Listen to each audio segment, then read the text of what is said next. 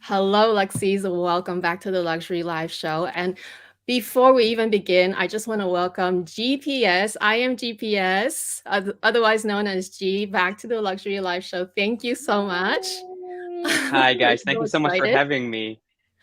I We're am so, excited. Thank you for having me. we're so thankful that you're able to take your time. I know it's super early for you. And, this time around, it's your second time. So we decided to do a Mhm, sort of like a Q&A, but we also got some questions, mhm. right? So I got some questions on my side. You got a ton of questions We from your got a side. ton I of got some questions. amazing questions. Yeah. So of course we're going to tackle we're going to try to tackle as many as possible from the Mhm, list that we have.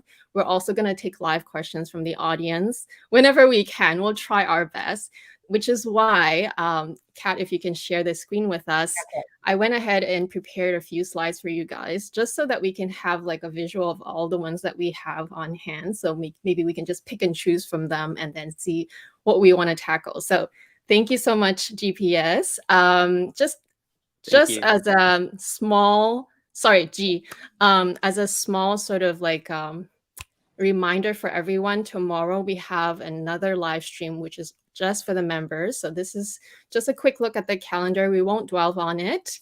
And tomorrow's episode is members only. We're going to have a very special sneak peek. So please come, stay tuned. Also I on my love the channel. thumbnail. Yeah, thank you. Cheeky, cheeky. And as per usual, those of you who are new to the Luxury Live Show, we do take live questions. It really helps us if you just type question marks in front. And actually, this is a great example from Maria. Hi, Maria. So she puts question marks in front. So that way we can really spot your questions that way. Between Kat and I, will also like pull the live questions in, but we have so many, we gathered so many question in advance. So we thought that it would be just fair to tackle a few of these. And then, in between the timing, we can pull some of the live questions. So these are the ones that came from my IG. The next slide is all from G. It's like a lot. I combined a couple of them that were repeats, but still, it's still a Mhm. lot of questions. So Thank G. you so much, guys, for all the questions, by the way. We really appreciate them all. Yeah, I was reading them through. They're really good. So, G, how do you Yeah. say we start with the first one, which Sarah, she actually submitted this question weeks ago. How Weeks do you ago, say when that we we Oh, tackle of first this said course. one that, first? yeah, when we first said that you're Thank you, coming, it was like, Sarah. oh my gosh, I need to get this on. I need to get this question in. Let's do it. Okay, let's do Sarah's question. Here, I'm gonna just put it on the screen. That way we can all look at us in a bigger screen. So Sarah's asking, I would like to ask Mhm. your updated opinion on the Mini Kelly. We all want to know, actually.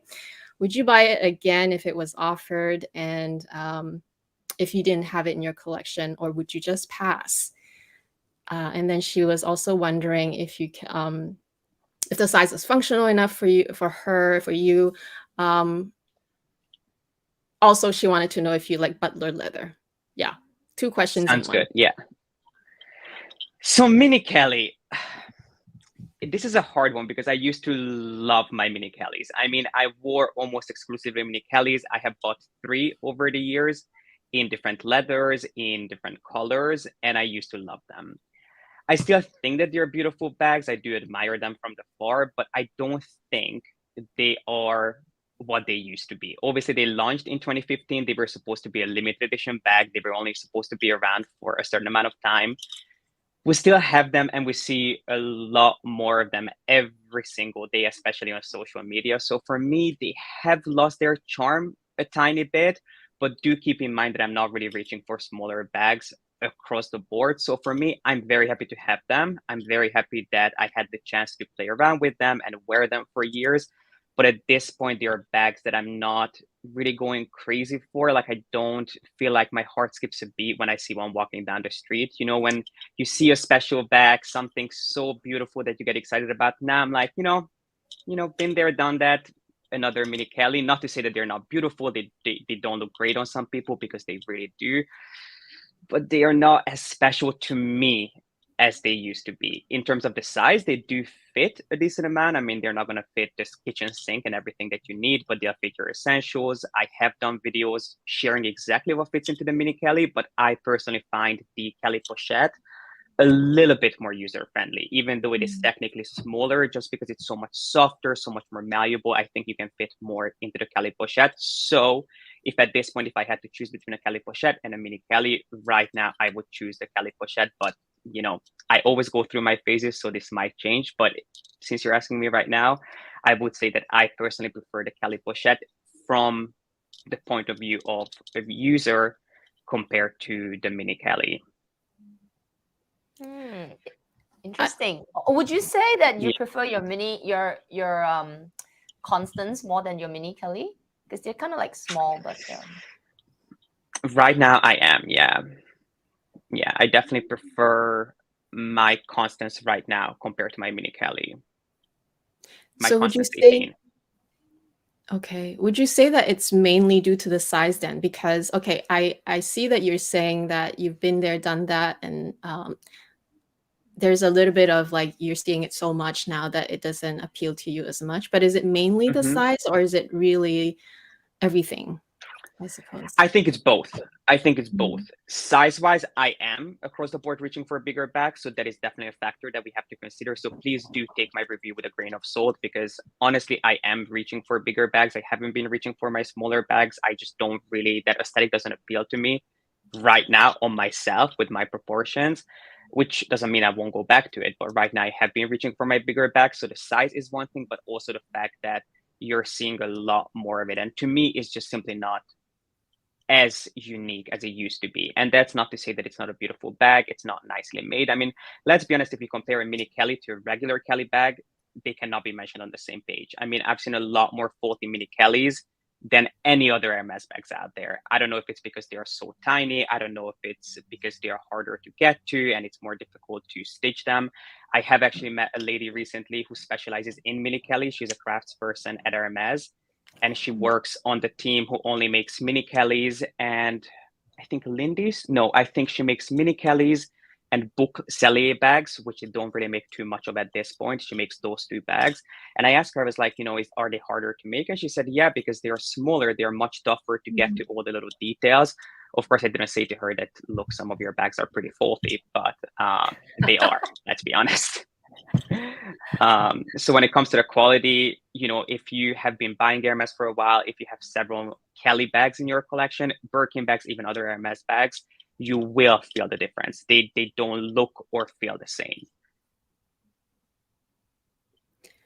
Her second part of the question is, how do you like Butler leather? Because you do have one, right? Constance, yeah. I have a Constance in Butler. I haven't really used it just because of the color. So I have mine in the natural sable color. And you guys know I'm not really a color person. I mainly reach for my black bags. Yeah. I do like my black bags. So I think it's a beautiful leather. If you're into heritage leathers, if you're looking for something unique, if you don't want to, you know, go down the route of getting traditional Hermes leathers, if you would like a bag that is a little bit more popular, but you would like it in a unique finish or unique touch, heritage leathers are a great way to go. And Butler is a heritage leather, so is Box. So yeah, both of my Constance bags are in heritage leather. Yeah, so Butler is one of them, and it's nice. I mean, it is a very, very finicky, really delicate leather. It's not something that you want to be reckless with if you don't want to get your back scratched or marked, but it is really hard wearing. It is incredibly soft. I do think it is one of the softest, most buttery Hermes leathers that you can buy out there, but it is an acquired taste. I've never touched Butler leather. Yeah, me neither. Maybe I have. Can't imagine. Have you touched Butler leather before, Amy? No. The only time I've seen it was on G's your videos. I've seen it on your videos. I brought it up during the other live show that we did when we said what we would steal from who. That was the one that I stole from you. But only because I've never seen and heard about this at all ever before. So when I got my Constance offered, I had seen it a couple of times, but only in SLGs. I think I might have seen it in, was it a CDC maybe, or Covey? I had seen a couple of little things in Butler, but when I got offered a Constance, I asked my advisor, I was like, is there anything you can share with me? Is there anything that you know, or is there anything I should know of this leather? And she was like, we just refer to it as butter leather, Butler butter, because it kind of feels like butter. It's so soft, it's so squishy, which it is. But exactly because of that, it is quite a delicate leather that you want to be careful with. And it is extremely prone to developing patina. So if you don't like patina, stay away from it. Yeah. That's a tricky one, because that will really depend on also where you live. Where I live, we have 4 seasons, and it does rain a lot, except in the summertime. So I would be a lot more nervous about that one. But hopefully we answered the question for Sarah. I hope so. Sorry, Sarah, if I was going off on a tangent. Okay, Kat, if you could just, oh, sorry, let me put back us. Okay, so thank you, Sarah, for your question. So these are the others. We'll combine the last 2 since they're about Goyard. But I don't know if you want to pick one from here or just go by the order, or if you want to pick one from your list. Just right here, asking about your Rock Birkin, number 2. I never used it. I think I saw Maria asking the same question on the Rock Birkin or something. Okay, why is that? It is a beautiful bag. It's so stunning, but I just don't have places to wear an exceptional bag to. I mean, the only places I go are the gym and the dog park. So for me, even when I travel, I don't really carry, smaller bags. So for me, it is beautiful. It's an exceptional bag. So if you're not familiar with the Rock Birkin, it is a so-called exceptional bag, which means that it is basically a chance for an Hermes craftsman to just run wild with their imagination. Like, these bags were not made to be used. And to be honest, the Rock Birkin is quite user-friendly compared to other exceptional bags. So if you compare it to the Birkin Faubourg, if you compare it to the Kelly Wood, if you compare it to some of these insane, outrageous bags, the Rock Birkin is actually quite user friendly, because it is a Birkin 25. That's an HAC rock. And is it like this one? It's this one, right? So it's a Birkin. Yeah, it's a Birkin 25, and it has like 2 pockets on the outside, on the front, and then it actually does have a back pocket, which makes it a little bit more user friendly. And then it has the CDC, sorry, not the CDC, the Shandong chain. Oh my so God, it is a gorgeous. beautiful. Yeah, but it is extremely delicate.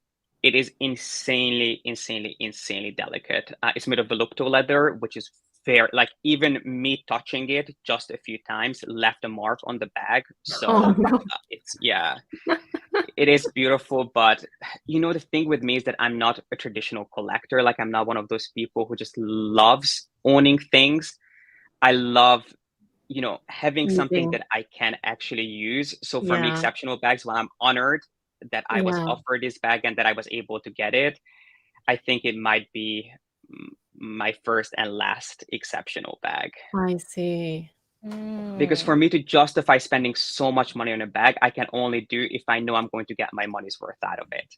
If it's not something that I'm able to use, it's just going to, I mean, I don't regret it. I think it's stunning. And, if there is an exceptional bag out there that I want to get my hands on, it is this one, because it's in black. Black is my favorite color. And they rarely, if ever, make exceptional bags in black, because, they want to be really creative. They want to be really groundbreaking. So they usually use different leathers and different colors. And as far as exceptional bags go, this is the most understated and the most me, which is why I think it was offered to me, because they knew that I'm into black, I'm into my Shandong. So they thought that it's something that would suit me, which I really appreciate. But I feel like unless I'm going to an Hermes fashion show, it's going to be staying in its box. Yeah. But it's gorgeous, though. I mean, until you showed yours, I've never actually seen it before. So actually, sorry, add to stream. Thank you for your input on your Rock Birkin. I didn't know that you never used it. Let's take one from G's list. Yeah. That's so random. I'm Yeah. looking at it. Let's take 10. Okay. Do you have any updates Number 10. on your oldest? Here, I'll I'm make gonna write sure that to down just in case show I it. forget what Yeah, it I is. saw this. Yeah. Do you have any updates on the oldest Birkin Kelly you have? How does it look now? The patina scratches, etc. So the very first Birkin I ever bought was a Birkin 40 in black Togo with palladium hardware. That's not a bag that I own anymore. I sold all my Birkin 40s. So the oldest bag that I still have is actually behind me somewhere. I think it should be my Kelly 35 in black Togo with gold hardware. And it's in incredible shape. I mean, it looks brand new. Let me see if it's this one. No, this is a Birkin. I think this is it. It is in immaculate shape. Like you could never tell it was ever used. Let me see. Sorry, I'll just put you bigger. Oops. I am not getting used to this whole. Here, let's try I know. it. And Oh, I'm trying to stay no. centered. There you go. Maybe it's this one. Yes, you're right. Wow. I mean, it's in pretty good shape. That's Togo. It looks like Swift from afar, but anyway, that's probably Yeah, the it's camera. Togo. Yeah, yeah. Oh, Yeah, it's yeah, just yeah. the camera. I see It's it now. Togo. Oh, It's Togo. wow. And to be honest, I still have the protective stickers on this, which I know would drive some people crazy. But I still have it on there. I mean, I think I have a Kelly wallet that's older than this. And I think I just removed the protective stickers off of that, and it's still perfectly fine. It's Yeah. okay. So Okay. yeah. Wow. I mean, That I is have the asked size. What size is that? Sorry, 40? 35. 35. It doesn't I look don't have like any a 40s. 35. It is a 35. But yeah. you're 6 feet tall 35. too, right? Oh, that's true. 5'11". Oh, pretty much. Yeah, 6 feet. Yeah. 5'11". Yeah, so it works with my proportions. To me, this, I feel like on me, a Kelly 35 is what a Kelly 28 would be on you. Okay. I think proportions-wise, this is the most proportionate on me personally, the way I like my things to look. You know, it's personal preference. I'm not saying that if you're, 5'11" or whatever, you have to buy a Kelly 35, but the way I like my things to look with my proportions, this is the best size for me. So yeah, I think this is my oldest bag. I'm not exactly sure how old it is, like 6 years old, maybe 6, 7, something like that. But I mean, I take really good care of my things, but this is something that I have used a ton. And I do have an insert in here, which never comes out, which does help because it is in return structure. So I feel like it would look a lot more slouchy if I didn't have an insert in here. Yeah, but there isn't a single scratch. There isn't a single mark, nothing. And it's not a bag that I babied because it's Togo, right? So it's not something that I am particularly careful with. Like I have walked in the rain with this. I have taken this to work. I've taken this shopping. I have taken this on planes and trips. It's been everywhere with me. So yeah, it's still in immaculate condition. It's never been spot. I never felt the need to have this spot. I think the only thing that I ever had done on this is that I had the clochette monogrammed. I think that's pretty much it. So that's one thing I wanted to ask you, G, because rain or water on the leather is always something that, you hear mixed opinions. Some people say, don't ever get water or water spots on your bag, on your leather. It will ruin it. And a lot of subbies actually said that they got their leathers ruined from just rain or, I don't know, a drink splashed on it or whatever. Whereas I live in Vancouver, so it rains all the time. I've also used my bags in the rain. Obviously, I don't explicitly do it that way, but it just so happens that sometimes I just get rained on. So what I do is I just kind of like quickly wipe it away with my hands or whatever I can get my hands on to wipe it away whenever I get inside a car or whatever. But I hear mixed reviews. And you just said that you wore it on the rain. So what is the deal with this whole water thing on Hermes? I mean, I would not recommend it. I would not recommend it to go swimming with any one of your Hermes bags, right? Like, I mean, I think that goes without saying. But it just really depends on the leather. when it comes to grain skins, they're a little bit more forgiving. Make sure that you always have your raincoat with you. So I always make sure that, especially when it comes to a bigger bag, I mean, smaller bags don't really come with raincoats, right? Like mini No. Kellys don't come with a raincoat. The Rock No. does come with a raincoat, so it's a 25. That does come with a raincoat. Kelly 25s come with a raincoat, so I think minis are the only exception. Most leather MS bags will come with a raincoat. So just make sure you get 2 of them in a pack. Make sure that you always have 1 of them in the back pocket or underneath your insert or at the bottom of the bag, because I can guarantee that the one time you don't have your raincoat is the time you'll get stuck in a rainstorm. And I am talking from experience. So just make sure that you have your raincoat with you. Put that on if you can. And if when it comes to, exotic skins, so alligator, croc, different types of croc, lizard, I mean, don't even. If there's the slightest chance of rain, do not bring it out of your wardrobe. It's not worth it, because once you get, especially on Luxee or shiny croc and alligator, as soon as there's a drop of water on there, they can polish it, they can do some things, but it's never going to be the same. So that is, exotic skin's worst enemy. Any sort of rain, any sort of water, any liquids, that's something you want to be careful with. The same goes for smooth leathers. It's something that you want to be careful with. But when it comes to things like Togo, Epsom, I personally wouldn't be worried. Okay. Clemence, yeah. Yeah. Grain skins, stamped skins, I personally am not nervous using these bags in the rain. Again, I mean, I'm not going to go swimming with them. I'm not going to take them to the beach. But yeah, if there's a little bit of rain, just have your raincoat with you. And then when it comes to mini Kellys, the reason I was never nervous carrying a mini Kelly, even in the rain, even in the winter, is because they are small enough that you can fit them under your coat. You can throw them on underneath your sweater. Just pull your sweater over it and you're going to be just fine. Yeah, I'm gonna pull this comment from a question from Deborah, since you're holding your K35. So what organizer do you use in your K35? 7RP. I'm very loyal to 7RP. I've been buying them long before I started YouTube.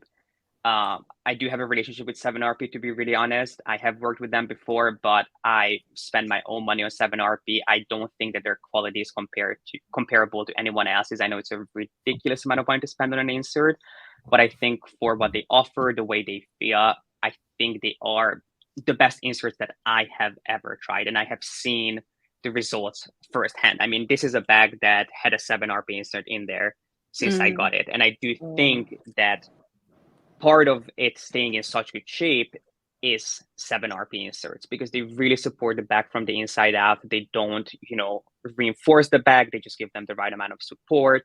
They help you organize your bag. So I do think that they are the best inserts out there. It is an investment, but I always say that if there's a certain size that you love, so for example, I love, Kelly 35. So investing in a Kelly 35 insert, I know I'm going to be able to use for a long time, because it's not only a bag that I use a ton, but also potentially down the line, I buy it in more colors. So then I can move my insert from one bag into another.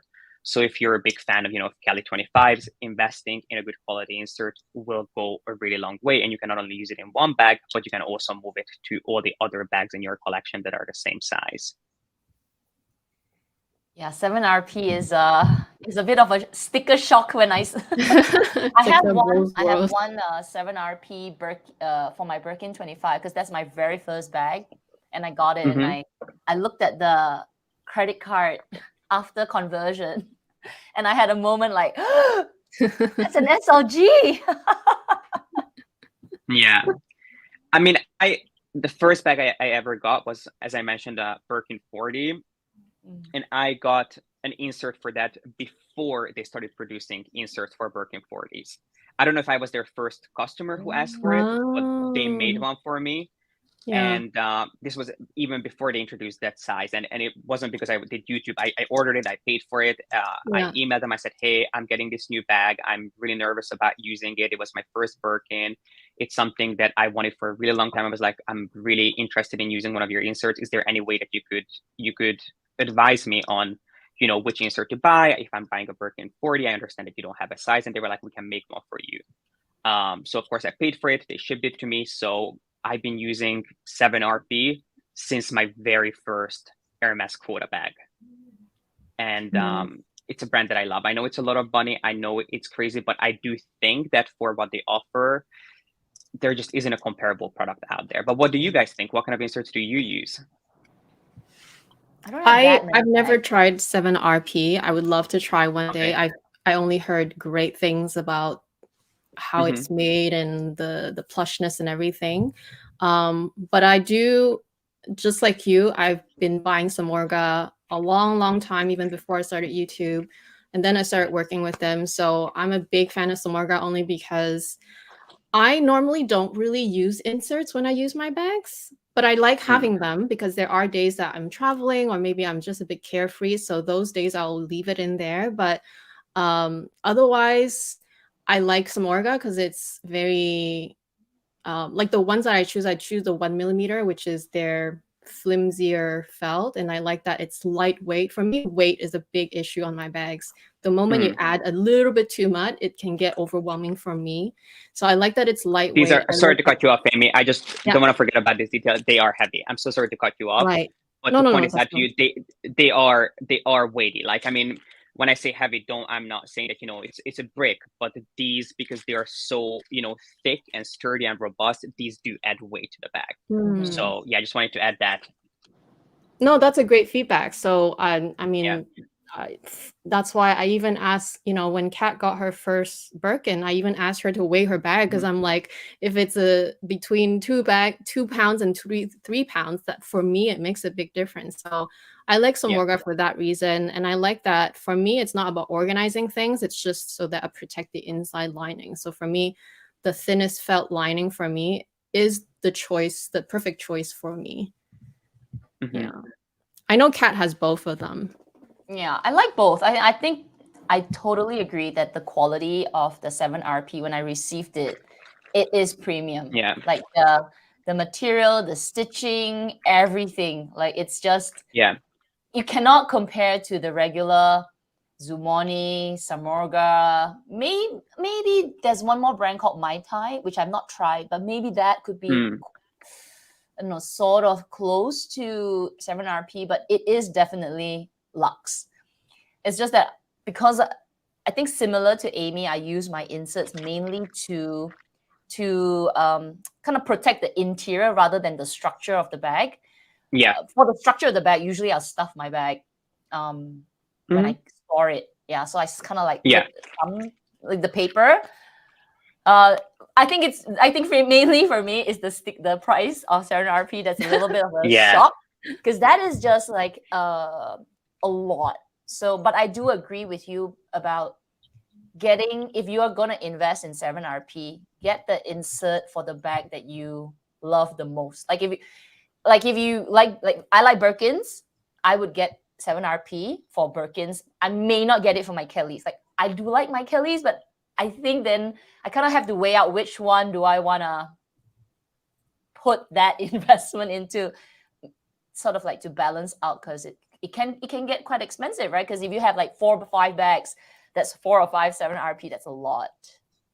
Yeah, no, completely. And I do think this is my thinking, like, right? Like a felt insert is inherently going to feel different. Felt is a really inexpensive material. I think, and I'm not an expert, but I think the reason they use it on a lot of inserts or organizers, I think there is a difference, right? I think an organizer is something that will protect the lining of your bag. And then an insert is something that will do more than just protection. This will protect the lining, but on top of that, this will also help organize your bags. It will also help support the structure. It will also add, you know, different features that you can use. I think there is a big difference. I think the reason a lot of brands use felt is because it's inexpensive and it's very unlikely to bleed into your bags and release color. 7RP doesn't use felt. I think they use, I can't remember the material. It's something that I think Louis Vuitton used to use to line their bags. It's called Alcantara, right? Alcantara, it's like some kind of cushion. It's like fabric quality for cushions and like couches and like really good stuff. I think they use it in sports cars. I think Louis Vuitton used it at one point. I'm not a Louis Vuitton expert, so I cannot speak to that. But I mean, it's a very different material.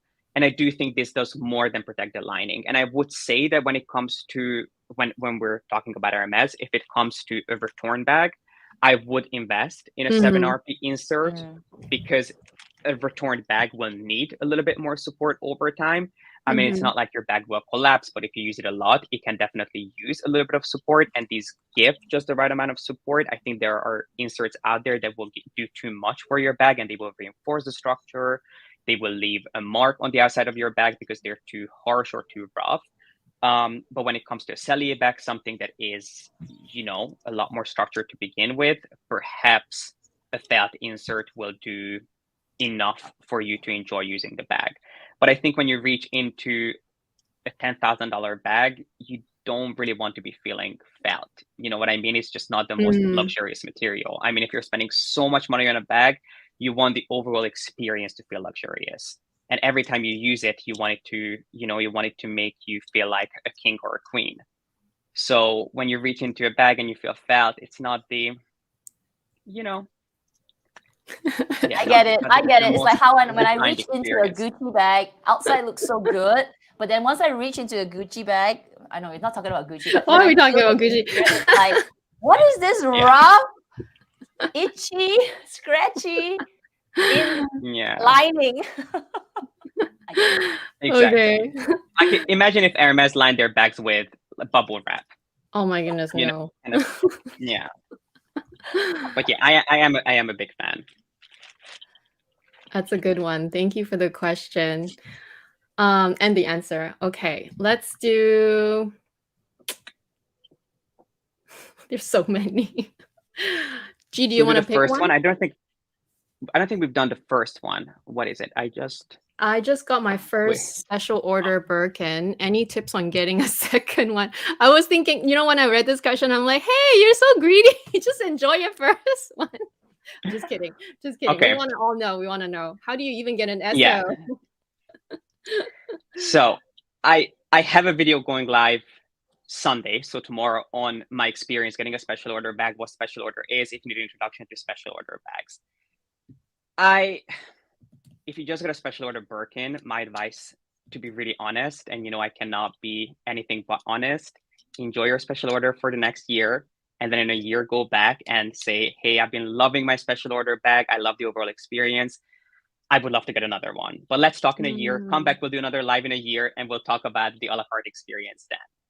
Yeah, I think that's what I would do personally. Right. But if you really, really, really want one, because special order bags they're different than what they used to be. Special order bags not only helped Hermes plan their production, so it helped them with their whole logistic and planning process, but it was also a way for their most valued customers to be given something that the boutique could no longer provide. So let's say, you only buy Birkin 25s in vivid colors. There are only so many Birkin 25s to go around within one boutique. So the a la carte experience allowed these customers to get what they truly wanted that their local boutique could no longer satisfy. So, if you really have an acquired taste that your boutique cannot cater to, if you only buy, I don't know, a certain color, if you only buy bags with a certain lining or a certain structure and your boutique is not able to provide, of course, it makes sense that you would ask them to give you a special order. But if you're buying bags that are readily available or there are comparable bags, I would say just enjoy your special order Birkin, have the most amazing time with it, and let, for the next 2 seasons, someone else get the chance, because a lot of the boutiques these days will not be able to give the same clients special order bags. They will have to, go around the circle of clients. So, I would just say enjoy it and just have a think, is there something really special that you want that your boutique will not be able to provide? And if they really cannot, go speak to your advisor and just say, hey, I love this experience. Please let me know when a spot becomes available, because I already have something in mind. So I actually what would you guys do if you did a special? I'm sorry to cut you off again, Amy. What would you do if you were offered a special order bag? If I could do it in 5 colors, I'm not just kidding. Okay. Jake. I would do multicolor. I would totally go all out. Would you? I would. I mean, but this is the time to do it, right? I think for me would be either a mini Kelly or a Birkin. Okay. But it will be colorful. I want to be walking down the street and someone say, "Yeah, that's a special order, 1 mile away." Look at me. Yeah. And now you can do multicolor mini Kelly. That wasn't always the case. When they first introduced mini Kellys on special order, you couldn't do multicolor. You could only really do two things. You could order a longer strap with your mini Kelly special order at the beginning. So right now the strap is 85 centimeters. I think you could do 105 and 120 for strap length, and you could change the color of the lining.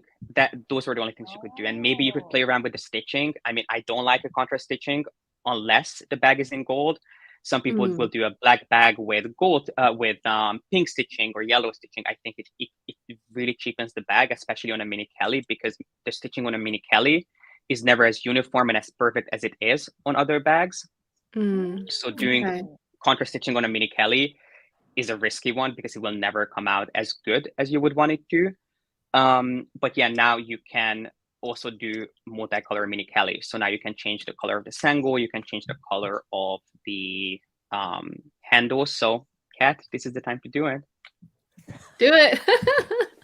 Actually, my question is, how do I even get one? Because like I wouldn't even know how to go about it. Like I'm not game enough to just go and ask my essay. I'm like, oh, how do I even go about getting a special order? Like I don't even talk like that. So I don't even know how to get one. I mean, Amy, if you don't ask, you'll never know. I mean, okay. Yeah, I mean, if you don't ask, how are they supposed to know? Of course, it's nice to be offered one. I did special order once, and that's mainly because, the bags that I want are not really special order worthy. Like I want plain black bags in different leathers. So for me, getting a special order bag is kind of a waste. So yeah, I did it once. It was very kindly offered to me. I didn't ask. I'm really glad that I got to experience it. But I do think if it's something that you really want, I wouldn't approach it and be like, hey, I want a special order. When can I do it? Obviously, I would never do anything like that. And the reason I'm saying it is because some people do it that way. I was just at Hermes the other day, and I was just kind of shocked. I had to wait a little bit. And I was just sitting there, like listening to how people like ask for things. And I was like, wait, what? Like, how can you expect someone to be nice to you and offer you something? That's why I don't ask. I can't even talk like that. No, but okay, that's a good not point. like me. I can't. Honestly, I'm not Amy, like that. No, honestly, Amy, I would just go and I'd be like, hey, I'm really interested in this a la carte experience. So special order is something as a la carte, horseshoe stamp. I would just say, I'm really interested in this experience. Can I please learn more? Can you please tell me more about it? How does this work? Because, each boutique, they have their own rules. Each boutique can only offer a handful of special order bags. Some of them will give special orders to the same clients over and over and over again. Some of them say, if you do one this year, you cannot do one next year because we want other people to get the chance. So it all depends. It depends on the size of your boutique, how many special orders they have. So just, express your interest, ask about the experience, how it works, how you could apply for one, why you would like a special order bag. If there's a certain color that you're hunting for, you can look at the a la carte menu, which does change. So the leather menu does change. You're not going to have the same leathers every single season. Of course, you have your classics, but there are going to be seasonal colors. So if, let's say, there's a seasonal color, I'm just going to say something. You want the color craft, which is an exotic color. It's very similar to gold. It mainly comes in matte gator, which is one of my favorite colors from Hermes. It's similar to gold. It's just a little bit cooler toned. Let's say you want a craft bag. It's very unlikely that your boutique will get more than one of those bags in a decade or something. Okay, that might be an exaggeration, but they're really rare. So if there's a color that you really want, it's reasonable to ask and just be like, hey, if this color pops up on the menu, would you mind considering me? But there's nothing wrong with asking, Amy, if it's something that would bring you joy. Yeah, just ask about how it works. It's actually good. I always ask my essay. I say, I want multicolor. I want multicolor. Yeah. Well, I want so many things too, but like, I think it would be a good chance for me to start asking now, because I was just recently invited to a private event at my local Hermes store, and we haven't had one in so many years because of COVID. And I saw so many VIPs bringing out the beautiful bags, a lot of exotic, a lot of special orders. And I was just mind blown at how many like at once Hermes bags there are. in one place, and I kept Mhm. like telling my essay, I'm like, oh my gosh, this is so cute. Oh my gosh, what's this color? And we had a good chat. So I think this would be a good follow-up to my next appointment. I can talk about the experience and then maybe start asking her about, you know, the special order experience. And that way, hopefully it will lead to something. I don't know. Lead to something next Yeah, of year. course. Do ask, but I mean, I really wouldn't Yeah. overthink it. If it's something Yeah, you're yeah, yeah. interested in, there's no harm in asking. You know, if you're like, hey, this is Yeah. something that I would love to do, can you please explain to me how it works at this boutique? Mhm. Because, you know, they'll do twice a year, but each boutique has a different timeline. So you can ask, hey, when do you guys usually do it? When you do it, Yeah. how do I put in a request? Do you think I am there in my journey, which I know is a word a lot of people love? Am I there in my journey to be offered a special order bag? And, you know, just see what they say, just get their feedback on it, because at the end of the day, they are the true experts. You know, we can talk all we Yeah. want. We don't work at RMS. We don't work at, you know, at our own boutique. So they are the gatekeepers. They are the true experts on the topic. So they are the best, you know, resource that you can always go to. Amazing. Yes. Now I will ask for sure. Next time I go back to. Let's do this one Okay, from that your was a side, great Amy. answer. Okay, let's do number 3 then. Yeah, that's a short one. From Alex, do essays in Europe also take commission at Hermes? That's interesting. Why won't they? But anyway, I guess you know I'm what? Is it because of the Paris? How like you get an appointment, you can get a bag already? Is that why? I don't know. I mean, that's, to be really honest, I never ask for commission. I don't believe in, you know, digging in people's pockets. So as far as I know, they do take commission, but I Mm, have no idea how much, what type of commission, what the structure is like. I have never asked. I do think that they do, but I could be very wrong because I never ask about spending. I never ask about money. I just, you know, for me, Amy, you don't like asking for bags. It's for me, I don't like asking about money. For me, that's right, right. something that so it's not something that I really have any insight on in the US or in Europe. As far as I understand, my assumption is that they do, but it's not something that I could confirm or deny because, I'm not sure. Yeah, it's not something that I would ask either. Like I would just assume that just by shopping with them, whatever I buy, whether it's a bag or something else, it's I'm still shopping with that same person. So I'm just assuming that helps them instead Yeah, I of mean, it's a business at the end of the day.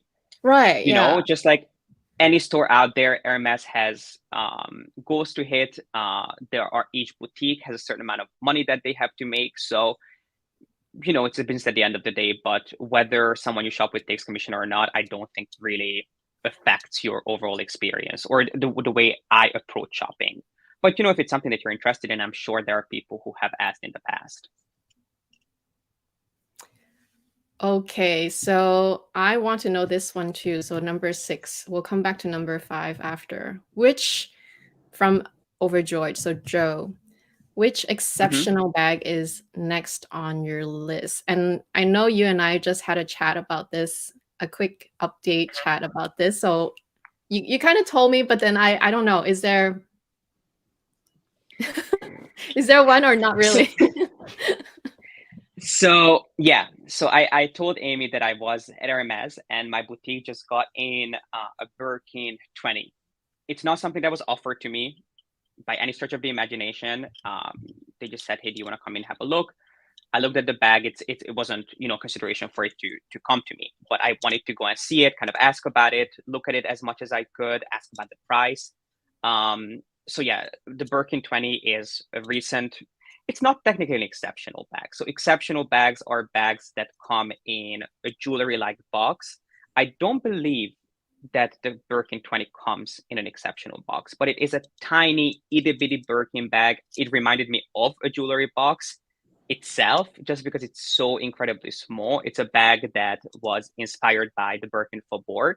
So the Birkin Faubourg Mm, was one of the first Birkin 20s that was ever produced, and now they're doing them in matte gator in a handful of different colors. The one that I saw was in gold, and it was a beautiful bag. I mean, if you're a collector, it's something that you're going to go crazy for, but it's not really you know, again, not the most practical bag because the opening is so tiny, and because it's in cellular structure, it is extremely hard to open and close. And because it's a matte gator, it is extremely prone to scratches and marks. So if you have any, yeah.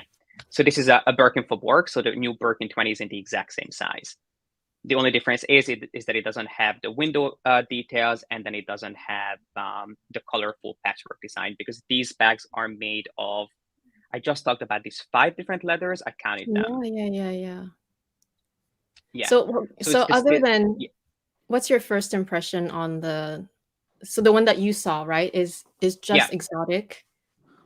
And just exotic, yeah. So only one color. They come in a handful of different colors. The one that I saw was gold, which was quite special because it was in a neutral shade. And I think Bordeaux was the first one that they released, which Bordeaux is like a really light, it's like a seafoam green, maybe even lighter. It's a beautiful, beautiful color. Bordeaux, it only comes in, does it come in regular skin? No, I think it mainly comes in matte gator. And I thought that it's only going to be available in these pastely, like, vibrant shades. So seeing it in gold was really special. It was beautiful, not for me. I don't really have any exceptional bags on my list, just because, as I mentioned, I am not, you know, a traditional collector. Like, when I buy a bag, if I'm spending so much money, if I'm spending so much money on a bag, I want it to be user-friendly, and I want it to suit my lifestyle. So I don't know if I have an exceptional bag. I mean, there are ones that I love. I love things like the Birkin for Borg, Neige. So this is matte gator. This is the 20. If you go down, scroll down a little bit. That's the matte gator. No, of course. Yeah, that's the matte gator. Underneath it, there was a lizard. Yeah. Black lizard. And then there was the Birkin for Borg in Neige. So the Birkin for Borg comes in 4 different colors. Yeah, this is the one. So this comes in 4 different colors. Day and night were the first 2 launches, and then they released the Faubourg Midnight and the Faubourg Neige. And what made this Neige special is that it wasn't the flap that was made of exotic skin, it was the body of the bag. So it made it slightly more expensive. Yeah, so if you look at this here, the flap is made of white Togo in Blanc, which is very, very for Hermes to do. They rarely, if ever, use pure white leather. You know, they have all these different shades of off-white and chalk and different pastels, but they rarely do pure white. So it's really special for them to do a white flap. And then here, the body of the bag was made of matte gator instead of just the flap, and it doesn't have all those like staged lines compared to other Faubourg bags. If you look at other Faubourg bags, they have these lines that give the bag this architectural look. Here, obviously, they don't want to disrupt the scales of the gator, so instead of doing any lines, they just left it plain, and then they added the window displays. So this, I mean, it's beautiful. I don't think it's a bag that I'm going to be offered, but I love the look of it. So if you ask me, what's my favorite exceptional bag out there, I think it's a stunning bag. We can all dream. Let me pull a question from the audience so that we don't forget those. Let's pull this one from Viv. Is it better to visit your SA more often, like once a month, buy 1,000 to 2,000 or a few months and spend more? Does it affect your profile? Good question. I'm going to be really honest. It's not it's going to be an unpopular opinion, but do not overthink it. Go to Hermes, as always is, go to Hermes as often as you go to Chanel. Go to Hermes as often as you go to Dior. If Dior is your favorite brand and you go once a month, go to Hermes once a month.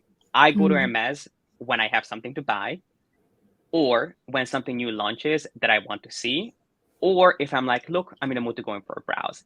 I never strategize. I never have a game plan that I'm going to go once a month and spend this amount, or I'm going to go once a month or twice a month, or you know, whatever it is, because I do think that in the end, it will ruin the experience. I think you should enjoy the overall experience as much as you enjoy getting the bag, because there's only so long you can keep up with these things. If your goal is to get a bag, any bag, you want to get one bag and then you're going to be done with Hermes, that's fine. You know, you can go once a month. You can spend the time however you want. But if you would like to build a genuine long-term relationship with Hermes, you cannot do this all the time, unless you have all the time in the world, in which case, you know, you do you. But personally, when it comes to me and the way I like to shop, I will go whenever I have something to buy, whenever I have something to pick up, or whenever there is something specific I would like to look at.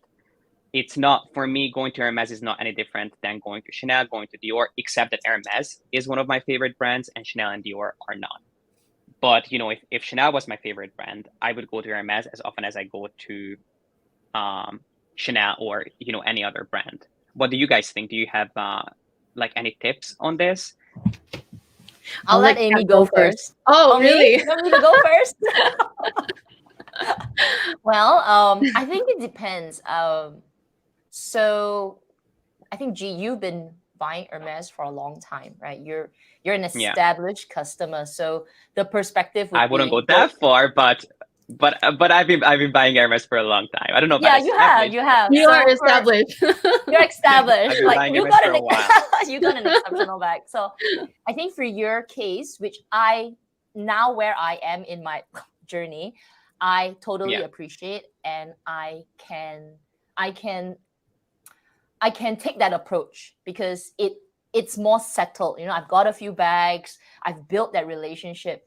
But if you are starting out, it's really hard because you, as a new customer, for your very first, it's like dating, you know, when you first meet your SA, you really need to put in a lot of effort because their attention is not necessarily on you. They're probably trying to suss you out as a customer. Does she like black? Is she a big spender? Is she a small spender? What does she like to buy? Or he? So I think in the beginning, having more contact, of course, obviously to your level of expense also, right? You can't be going in and dumping everything. I think there is a little bit of that competition at the beginning because you are trying to get the attention of your SA for as long as you can sustain that beginning part of it. But once it's sort of established, like in a dating relationship, you kind of calm down a little bit, right? Less dates, less expensive restaurants, you know. So similarly, I think then it's having that spending pattern. Like I only like to buy shoes. I have appreciated because I bought shoes and ready to wear. Then I sort of know if you offer me another belt, I don't really like it because I've tried it in the beginning. Don't offer it to me again. So I think after a while, then it can be either. You can continue that whole, I'm coming every month because I really like to shop.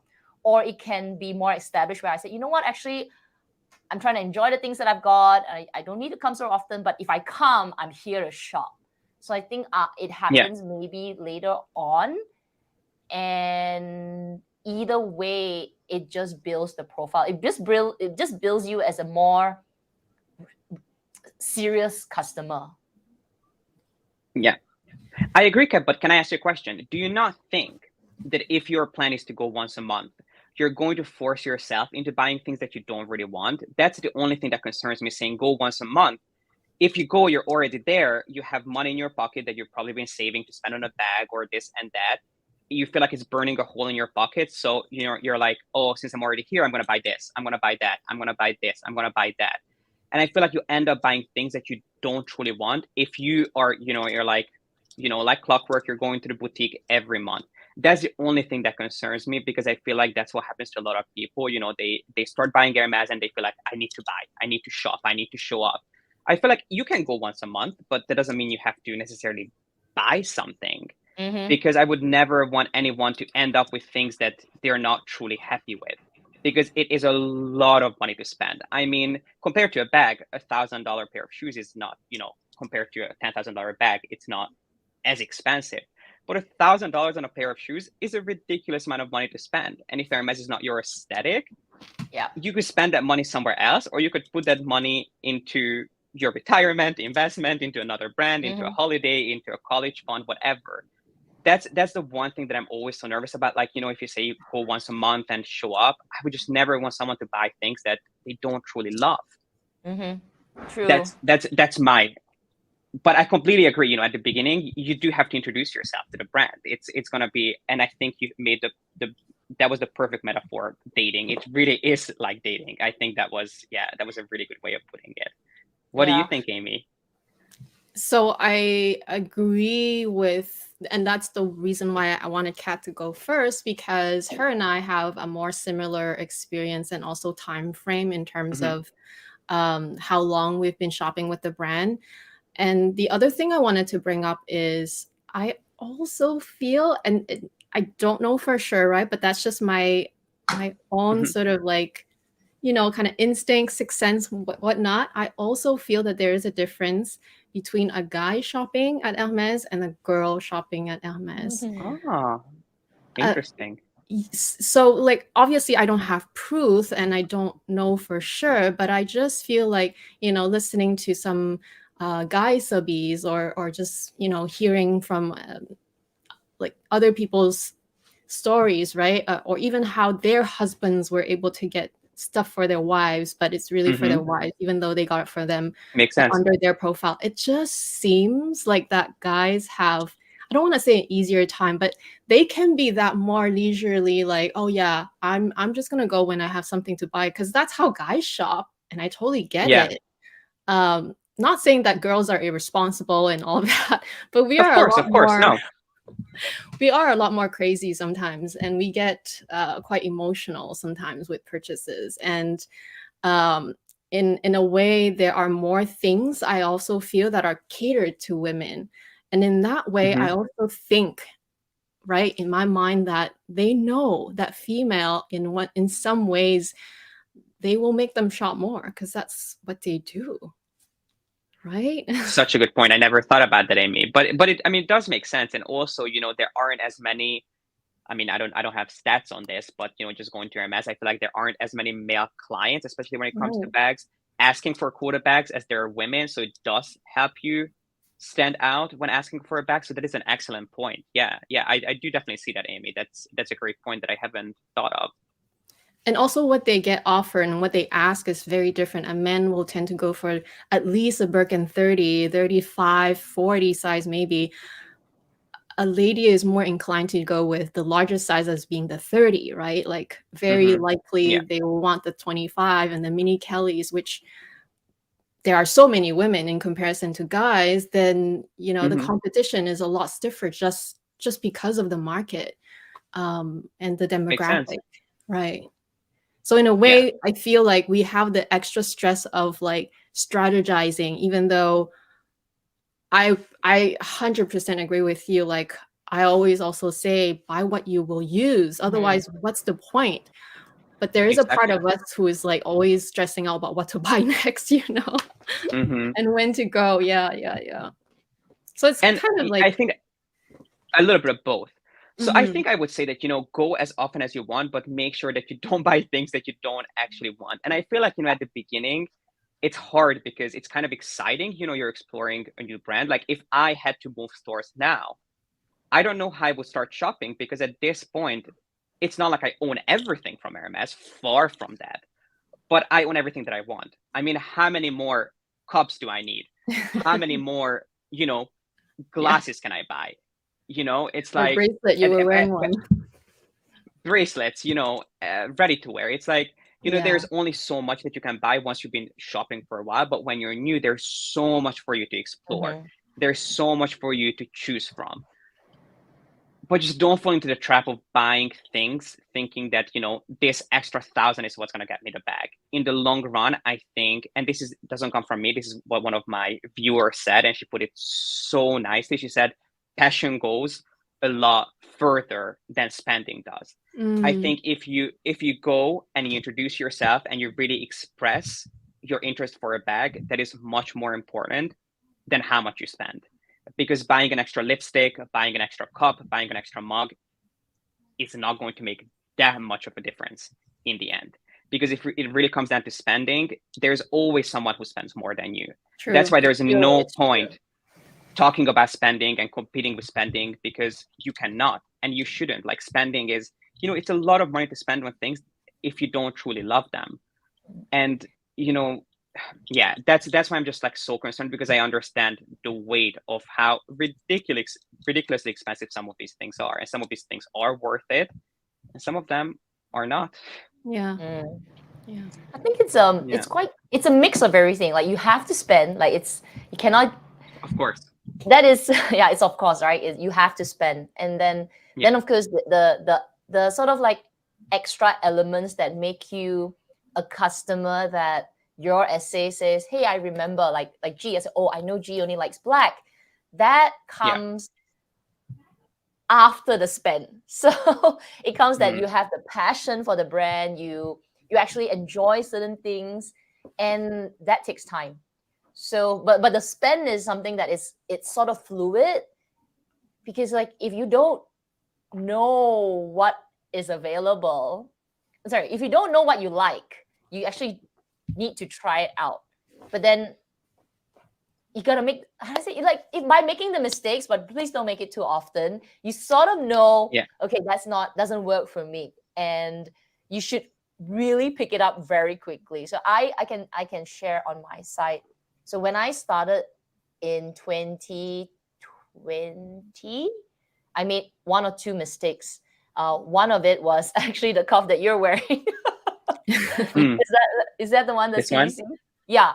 Because I mean, it looks so good on you, but I have a really small wrist, and these are chunky.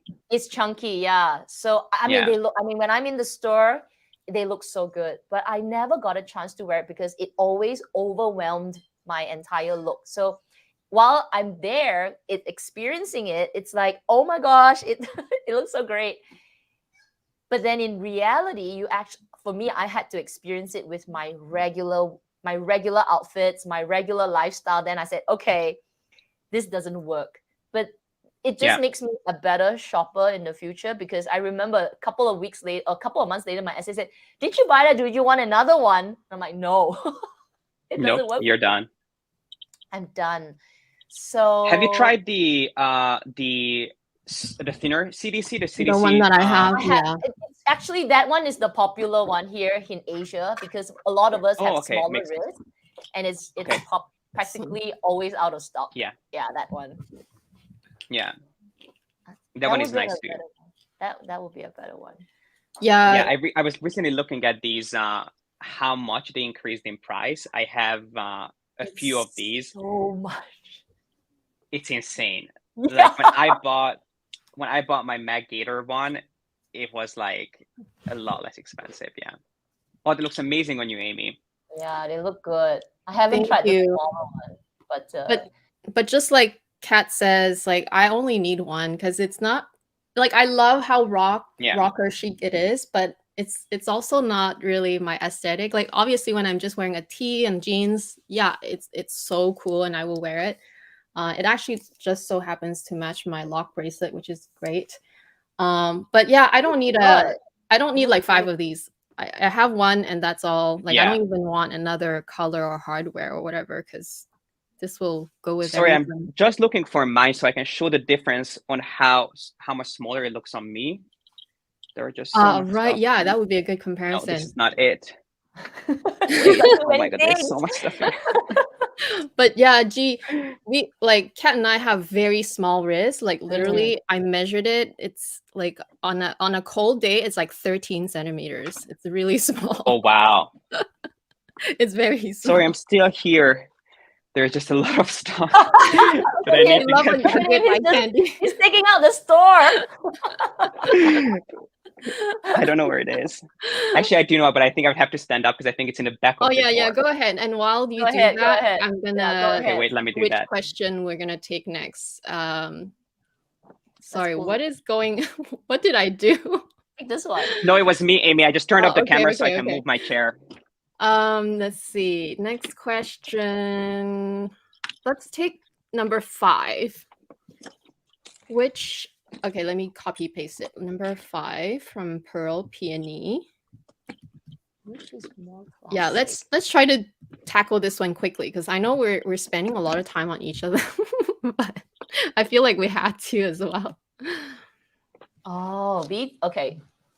But this is very subjective. So which one is more classic and timeless? So comparing Birkin 25 versus 30 and Kelly 25 versus Kelly 28. I feel like this is something a girl would ask because a guy wouldn't care about the 25 size as much, I feel, right? Yeah. So I mean, to be fair, like take away my own preferences, I would say 30 and 28. B30 and K28. because it's more of a practical size, right? Everyday practical size. But he found it. my on the other hand, my point of view is that I don't use my Hermès bags as everyday work bags or whatever bags. I use them more as like for me, it's like a weekend bag and like dressy bag. So I don't care for the larger sizes necessarily. So for me, I rather get 25 both. Maybe 28. I haven't decided yet. Like I wish I had the chance to try one. But so far I'm kind of impartial to the 25, even though I know 30 and 32 or 28 are more practical sizes. But maybe we can ask G as well. Yeah, which one is more classic and timeless? Yeah. I mean, in my opinion, you should buy whichever you like. If you like the look of a Birkin 25, it suits you more, go for that. If you feel like that a Birkin 30, it suits your lifestyle better because it's a little bit more spacious, go for that one. In terms of classic, I mean, 25 bags are a more recent addition to the Hermes portfolio. So if you're thinking about longevity, which one has a more heritage look? I mean, Kelly 28s and 32s were the first Kelly bags introduced, and Birkin 30s have been around a lot longer than Birkin 25s. But if a Birkin, like for example, I could never buy a Birkin 30. A Birkin 30 looks really awkward on me because it's not small enough to look like, I'm carrying a mini bag, right? But it's not big enough to look like an actual bag. It looks like I'm carrying, I don't even know what, like it just looks out of proportion. It looks disjointed. It looks weird on me. The same goes for a Kelly 28. So for me, those are very odd in between sizes. But as we discussed, I'm 5'11". On a more petite frame, they're going to look beautiful. They're going to look a lot more oversized than a Kelly 25 and a Birkin 25 would. So I think it just really depends on what you prefer. But if you're asking which one has a more heritage look to it, Birkin 30 and Kelly 28. Yeah. Let's see your bracelet, G. Let's hide. So found them. Wait, it's this way. So this is the one that Amy had. Yeah. And this on me. It looks so tiny. I can hear see it. It looks tiny. He's just like this on me looks cool. So the only way I can wear this is I will either wear this with another a one, gold right? Kelly. Either wear this with like a solid gold Kelly bracelet. Yeah. Or let me fasten this really quick. I'm just right-handed, so doing it with my left hand. So I'll do it like so. Wait. Oh, it's so tiny. It's so dainty on you. Yeah. So this is the original CDC. Yeah. And then this is the mini. The only way that I can pull this off. Yeah. Is if I put something next to it. How short my arm is. Also, I've been telling Pat, I'm like, my arm is actually really short. And compared to people that are the same height as me, I have a very short arm too. So for me, it looks like it's the right size. It's like the proper chunky size for me. But yeah, it looks amazing when you Amy. So you just have to test and try and figure out which one. I'm just trying to fasten this, but I'm not going to be able to do it. So I will do it. Oh yeah, it looks that better. Looks good. Like, yeah. It needs to be in the width. It needs to be more. Yeah. So I'll do either this and this. And then this, I pulled out this just for size comparison because this is obviously palladium. And then this is, I think this used to be rose gold at one point. I'm actually not sure about this because I remember when I bought this, I was buying this with a friend of mine. And my advisor was in Paris. So I had to ask someone else to help me get this. And I remember specifically asking for rose gold. And I remember it looking rose gold in the store. And I remember it looking a little bit more rosy when I first got it. So I'm not sure if it oxidized or if I was given the wrong one because this is rose gold, but this is a newer rose gold. So Hermès' rose gold was never as rosy as it is now.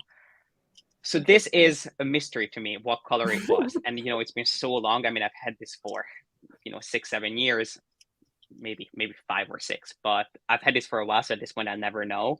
But yeah, there's a big difference. And also I like the fact that this one only features the 24 only features the sliding mechanism. It doesn't have the ring that goes back and Oh, forth. yeah, It doesn't yeah, have the four doors. yeah. It only features the sliding mechanism. Yeah. So it doesn't have the noise, the clinging noise. Yeah. No, it doesn't. Very nice. That's Okay. so funny. Let's pull from G's. Let me pull it up. Yeah. Okay. Oh my gosh. There's so There's many. so many. I know number 5, I saw some sometimes not so nice comments about number 5 sometimes. I don't know if have you seen Kat? Which one? Number 5, Jane Birkin, her death recently. Yes. Like sometimes I see like on people's Instagram, and they like, you know, would you know, kind of post a comment and say something like, "Oh, why don't you talk about Jane Birkin, blah blah blah," as if, anyway, that's just social media, but still. I think it is very, very sad, her passing. She was an incredible, not only style icon, but I think she was an incredible woman, and obviously she left a beautiful legacy behind. And the question is, in case I don't know if everyone's able to see this, but the question is Jane Birkin's story and why Hermes does not say anything about her passing. Yeah, let me So yeah, I feel like Hermes, and I'm not saying this to say that this is the wrong or the right way, but I feel like they try to keep their distance. Like they're one of those fashion brands that get away with not making a stance on anything. So if you think about it, they never talk about things like pride that, you know, most brands would identify with, or at least they would take a stance. They don't really talk about, you know, things that happen in France, which is interesting, but I think it is one of the reasons they, you know, they're able to get away with things. So I'm not sure. I wasn't surprised that they didn't say anything. Am I saying that it's the right way to do it? No. Am I saying it's wrong? I have no idea. But all I'm saying is that I'm not surprised that they didn't take a stance or they didn't come out and say anything. I mean, if you look at their social media isn't the most personal social media out there. I mean, if you're not an Hermes fan, you will have no idea what they're doing because they usually do these weird crayon animations, and I'm like, really, this is like, you guys are a multi-billion-dollar company and this is the best you can do? I mean, come on. It's like, it's no wonder their products are overexposed on social media because you're not educating your consumers on what's out there or on what they can buy. So yeah, I don't know. I think it's definitely, you know, food for thought, but all I'm saying is that I wasn't surprised they didn't say anything because they usually don't. The way I see it is that they're very much like a neutral, I don't want to say a neutral company, but like they're just very like neutral. Yeah. In a way, for me, it's something that I associate with a little bit as well. You know, I always get asked too, I'm like, oh, why don't you talk about this or that whenever it happened, right? For me, it's like I have an opinion. I always have opinions, but I don't believe that my opinion is the opinion, and therefore I don't care to voice about it. Yeah, other people will. That's fine. Go watch them. But for me, it's like I'll keep it to myself, and that's my opinion. And I don't see why that is an issue. Do you know? Does that make sense? So for me, it's I don't care to comment about it, and I'm fine with it. Why do you have a problem with it? I'm not saying anything bad about it. I'm not saying anything good about it, but I'm just being neutral, at least from the public front. Anyway, that may have nothing to do with the Jane Birkin story, but that's just how I see their company being a very sort of like, kind of like diplomatic, right? It's like, yeah, it's like neither here nor there. It's just like always stay neutral. I think that's the best way of putting it, Amy. Yeah, I understand why people would be curious, just because, I mean, you know, Jane Birkin has done so much for Hermes. So I think, you know, perhaps it would have been nice, you know, to you know, pay tribute to her somehow, but we don't know if they will or they will not. You know, you don't know if they'll do, if they will do, you know, something. Hopefully they will. But I mean, I think I read an article with Jane Birkin at one point, and this was a while ago, that she said that, you know, she did carry her Birkins for a while, but she never owned that many of them because she realized that they were too heavy for her. Not to mention that at one point she did request that Hermes removes her name from the Birkin because she no longer wanted to be associated with bags being made of exotic skins. She was a big supporter of animal welfare and all of these organizations. So I'm not sure, she wasn't the face of Hermes. But at the same time, she's done so much for the brand that I can see why people would be curious. Right. I think it's both. I think it works both ways, because when I went for this what was it, like it's an event in Singapore. It was Hermes in the making, and it's in those events that you sort of get a little bit more glimpse on what Hermes at a corporate level does. In a little glimpse, yeah, not even, I don't think even touches the surface. But what was very interesting is that, you got all the negative side, which is, like things like that. You wonder, why don't they talk about it? But then they also don't talk about their positives, which is interesting, because during that Hermes in the making event, what they shared there's one section that they shared is about how they designed and developed their architecture for where all the artisans do their things. And she was talking about everything that was done there was centered on sustainability is a big thing, but they don't even talk about it. Like, they're doing a lot of good things, but they don't even bother, like, whatever, we don't want to shout about it. So that's one thing that I've heard about it. So about the building and how their artisans, everything is, they care for their artisans and all that. And then they do a lot of cultural things as well. So some of the things that they make comes from certain cultural stuff. So I think it's both. So they're just very diplomatic. Good things, let's not even shout about it. If you find out about it, great. Bad things, we don't want to talk about it as well. And it creates, I guess, mystery. Yeah. But do you not think that this at one point could potentially be their demise? Because I feel like, if you look at a Birkin and a Kelly, these are bags that most people are familiar with, whether they're into luxury fashion or not. But they're not familiar with these bags because of the quality, because of the incredible craftsmanship. I was invited to an event recently, which I did a video on, where I had the chance to have like a 2-hour conversation with this incredible craft lady. And she was just incredible. She was so kind. She shared with me every single thing that she possibly could. And it helped me fall back in love with my bags, even with the bags that I no longer carry, just because, looking at the way she makes these things and every single detail is handmade. I think these are the things that would make people fall more deeply in love with their pieces, rather than just with the idea of, I'm carrying a Birkin, so that must mean that I'm rich, I'm established, I've made it. I feel like these are the things that it's kind of sad that they don't share, or these beautiful state-of-the-art facilities that they're building for their craftsmen, or the fact that they have, I think she was telling me, they have like thousands of craftsmen, multiple hundred facilities and factories in France, not only for their bags, but everything that is produced in France. They do so much. It's such an interesting company. They have so much passion for craftsmanship and heritage, yet this education aspect is missing. And maybe it's because of what you said, Kat, that it's, they want to keep things mysterious and they don't want to let people in. But I think it is something that is so fundamental to understand their Hermès and understand where their pricing comes from, how their pieces are made. I think it's something that does make them stand out from the crowd, and it's a shame that they don't share it. But maybe that's how they were able to stay so exclusive and so high end. I'm not sure.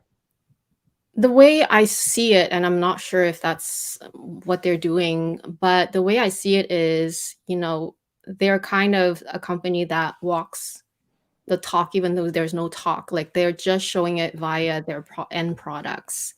And you, being the loyal customer that you are, if you are in a journey of some sort, you would come to an understanding of all of these behind the scene things. And which is why there's a whole lot of people that don't understand why people like us would buy any of their things. Like, why? And whether that would be their demise, I wonder. Like, that's just a good point. But but maybe that is what's also making them stand out. Like we're just also curious as to once you're in it, once you're in the club, for example, cold. truly those people will understand. Maybe I don't know. Yeah. Yeah, really good point. I'm not sure. To be found out. Okay. Okay. Let's take another one. Gosh, we're gonna like Number 9. Oh yeah, let's ask number 9. Let's ask G, number 9. Constance. Okay, yeah, we talked about this last time. I know we did, but let's just hear it again. I think people always still ask me if I'm still liking my bag and all that. So I think it's a good I want to know as well, Amy, because last time I remember us chatting and I was like, okay, the next bag I would like to hunt down is the Della Cavalleria bag. This was Have you gotten the Della Cavalleria? I don't think so. I don't see it in your... No, I never bought it. I went to look at it in the smaller size. I don't even know if it was supposed to come in 2 sizes. I don't even know if they ended up releasing the larger size because I've never seen it in person. I've only ever seen it on the runway. So I went to see the smaller size. Beautiful. Love the mechanism. Love the design. It was a little bit too round and soft for me.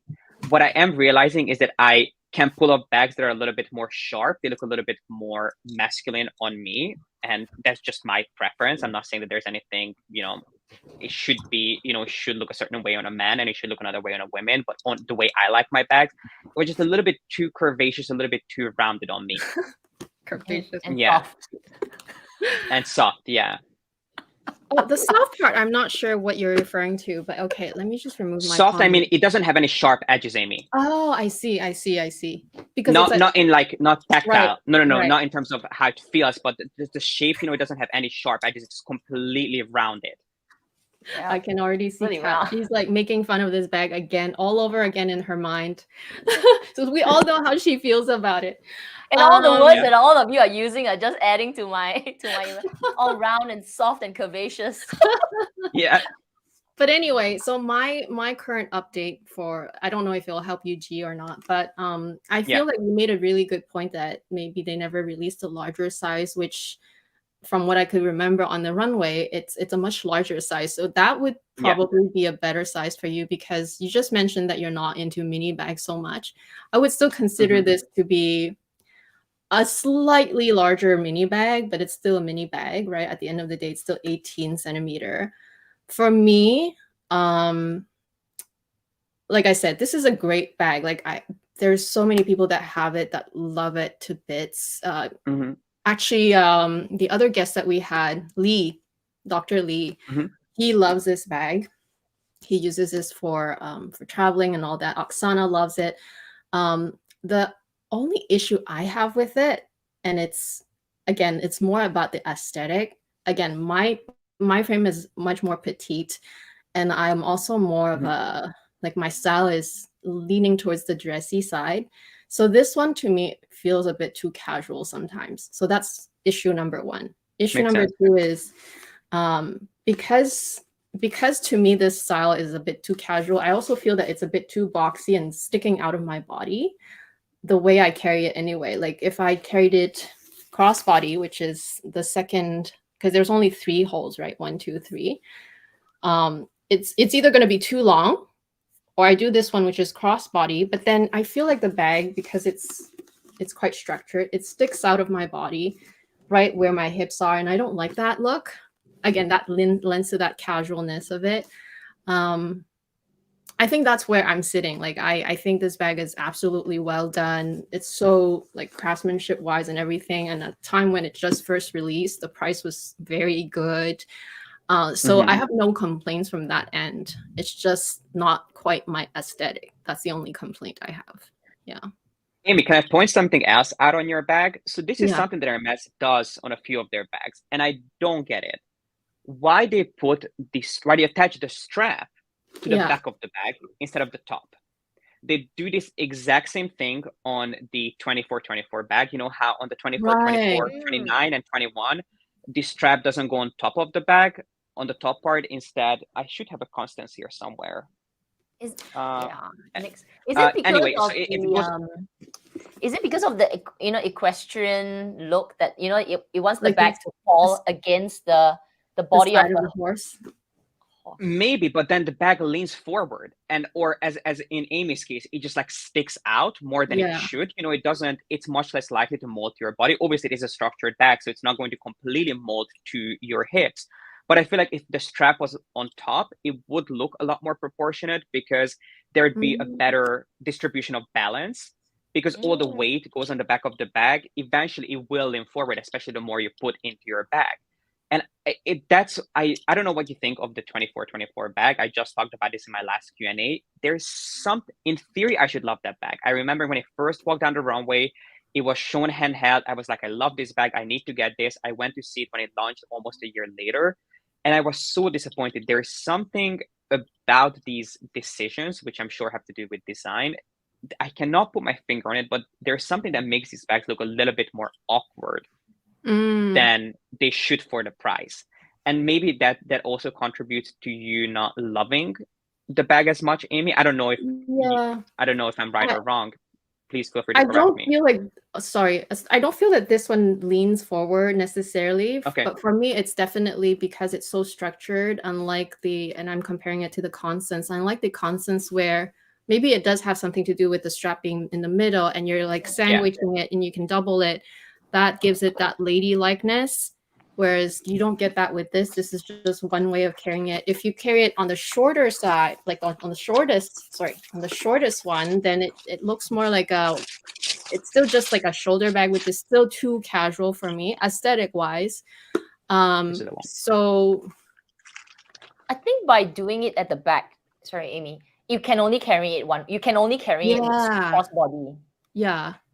No. Yeah. So you see, I just prefer when they do it on top, on the top part. Right. I think it just makes it a lot more streamlined, a lot more refined, a lot more delicate. It makes it a lot, just a lot more, streamlined. I think that's the best way of putting it. I think when they put it on the back, it just, there's something about it, and I cannot explain what it is. Sporty. Maybe someone else can. It's sporty, I feel. It's for me, the word that describes it is like casual. That's how I see it. Like when I wear this bag, I have to look casual to wear this bag. I can't be like doing my dresses or my dressier blazers or whatever. I just doesn't seem to work. It's either like a casual t-shirt with some oversized pants or something like that, like shorts, whatever. I have to be in a more casual outfit for me to carry this bag. Again, this is my own preference, obviously, because not everyone dresses like me, but I'm such a stickler when it comes to styling that does bug me. So, yeah. But I think that also makes it a great casual alternative to the Constance. So if you already have a ton of Constance bags, or you feel like, oh, the Constance is too dressy for me, which it can look a little bit, dusty with that large age. If you're like, hey, I love a crossbody bag, but I'm looking for something a little bit more casual. I mean, in that case, this is the perfect bag for you.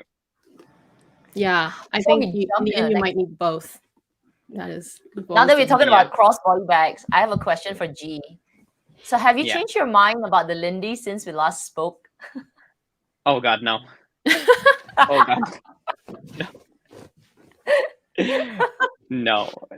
Oh my, None of not even not even the mini Lindy. No, worse.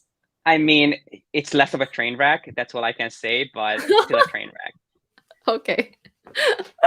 Yeah, to be really honest, I'm sorry, but you guys know, like, I just have to be honest. I cannot. Fine. You had shifts, right? You're saying, oh, your mini Kelly is not so. I mean, you still love it, but it's not a preference. So maybe you're like, now I love the mini Lindy. I mean, never say never. I might come back in a year and I'm gonna be like, look, guys, I've built this Lindy collection, and now the only thing I carry is mini Lindy's. It's very unlikely. Because, I have so many friends who love the Lindy, and I've traveled with friends. Some of my really close friends, they love their Lindy's. They have it in different colors and exotic skins and in everything you can possibly imagine. And they're like, no, we love this bag. It's amazing. They always try to convince me. And I'm like, I understand that you love it. It's great that it works for you. You do spend your money on whatever you want, but there's no way I would ever spend my money on a bag that looks like it's in a straitjacket. Like, is just not happening. No. I'm actually looking at number 16. I was curious about your take on that one. Discuss the fact that essays actually know what's coming, like what's coming in and what bags and other items they will receive. Instead, they will do the usual lie. Instead of the usual lie, they keep telling, we don't know when is the next shipment. Okay, so so whether or not they know what's coming, yes, it's relatively new that they do know what's coming, not only bags, but also every single item. When they first started getting their new system with the iPhones, they now know what's coming. They can check on what bags are coming. However, it's not a lie that they don't know when it's coming. That is not a lie. They do know that there is something coming in the near future, but they get shipments in the morning. You know, it depends on where you shop. It might be multiple times a week. It might be once a week, especially in August when, you know, France goes, the French craftsmen go on holiday, they get less shipments. So it is not a lie that they do not know when it's coming. If they really want to check, they can check if something is coming in the near future, but that might be within a week, might be within a month. And I agree with what they do, that they cannot reveal what bags are coming in, because imagine you are asking for a tube mini Kelly. I'm just going to say something. And they can go down the rabbit hole. They can check in the system that at one point in the near future, there is going to be one coming in. And they tell you there is a tube mini Kelly coming in. What's going to happen? You're going to get your hopes up. You're going to get so excited. However, keep in mind that before these bags even hit the stores, the store director, the assistant director, the assistant manager, and managers who decide who these bags go to already have a person in mind in most cases, because there are so many people asking for these bags. Your advisor will have no idea who else is asking for this bag, because they have a set amount of clients, and then there are other advisors who have clients too. So they cannot tell you, hey, this bag is coming in, because you're going to get your hopes up thinking that, okay, if this bag is coming in, that means that I am getting this bag. But your advisor doesn't know if this bag has been promised to someone else. They don't know if perhaps you're the client that this bag is going to be going to. It would be very difficult to, to reveal that information. So I don't think it is, a lie. They can technically see what pieces are coming in, but they don't know when, and they don't know who those pieces are going to. And that's, again, I don't work for Hermes, so, this is just my experience. But yeah, I wouldn't get mad about them saying we don't know when things are coming in, because they really don't have, a set schedule. It's not like they know, okay, on Monday we're going to be getting 3 mini Kellys and it's going to be going to these 3 people, because the only person that knows is the store director, which most people don't shop with the store director. Right. And you don't know about delays. You don't know about, things missing from shipments. You don't know if a faulty piece comes in. So, yeah, I think, it's just the way it is. But Hermes is a business at the end of the day. They have a very clear idea of their logistics and how things work, and how much of that, your advisor is able to see, just because they are so overwhelmed with, taking care of their clients and everything going on. You don't know, some of them might not even, have the capacity to check on these things. I think they yeah, that's my experience. Yeah, to add to that, I think they actually really don't know. And it has something to do with customs as well, because it's a little bit like when we get our shipment, it's always expected delivery. Probably they can see, but they wouldn't know what. I mean, they know it'll come sometime in the next few weeks or a month, or maybe they'll know, like, it's on the way, but they can't predict, right? It could get stuck at customs. Exactly. It could get stuck in transit. They need to get paperwork done. So that adds the element of stress. If they were to say, oh, it's coming next Monday, they can't tell you, because they don't know. Exactly. I think they have an idea of what are the things that are coming in for the next season, but they don't know what are the things and when exactly they are coming. So it would be very hard to say, okay, there is one coming in, hold your breath, because, there is one coming for you, because they cannot know. I mean, they won't know. It's so unpredictable. Yeah, it's similar, if it maybe not similar, but it's sort of how I used to feel about Chanel, where a long time ago they would be more generous with that kind of information. Like that my essay would literally show me, okay, there's like 4 black ones coming in, 2 in pink, 1 in orange, whatever, right? And you're like, oh, can you get one from me? But then they can't guarantee that. They never guarantee that. They'll say, I'll do my best. So I think that's a sort of a similar situation, whereas they just don't tell you, because it's not that they lie to you, but they just can't volunteer that information because, like you said, it might already be allocated by the director or whoever to someone, or it may never even end up within the hands of that essay in particular, right? Exactly. But I do wonder, however, you know how you hear that I always wonder too. You know how you hear, like, you go somewhere and you shop, and especially in destinations where you know that there are possibilities to do a bit of spending during your stay, and then hopefully get an offer by the end of your stay or within that stay. So Hawaii, well, I know Paris is a little different, but like in certain instances, even in some boutiques in Paris, you can maybe just shop around and still miraculously get connected with that essay, get an offer. You know how sometimes they say, like, they have bags, but they're just not telling you. They're just like, they just didn't offer it to you. How do you feel about that scenario? That one is tough because, again, I've never worked for Hermes. The way I look at it is that at the end of the day, they are a business, right? So I know that when a business, and I'm talking in general, when a business has a really good day, retail stores, as far as I understand, work on an annual goal that they have to hit. If a store does really well one day and they outperform themselves, they have to be careful about how much they outperform themselves, because then the next year that's going to be the benchmark. Right. So I have heard that there are certain days that are particularly good days or particularly good weeks. A store will not release any more big sales, because they don't want to outperform themselves too much, because for next year that's going to be the expectation, and it's an unrealistic expectation that they know they won't be able to hit.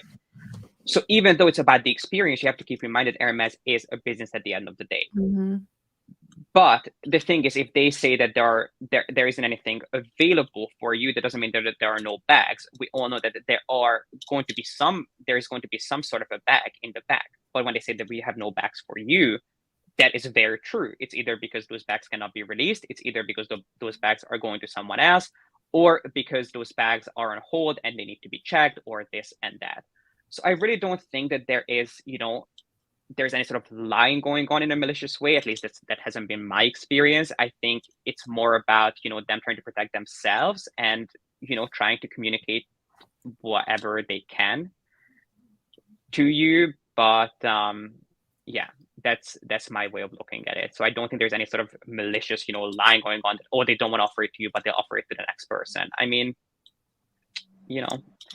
There is I can't recall which, was it Isabel that shared her story on the Kelly, the SO.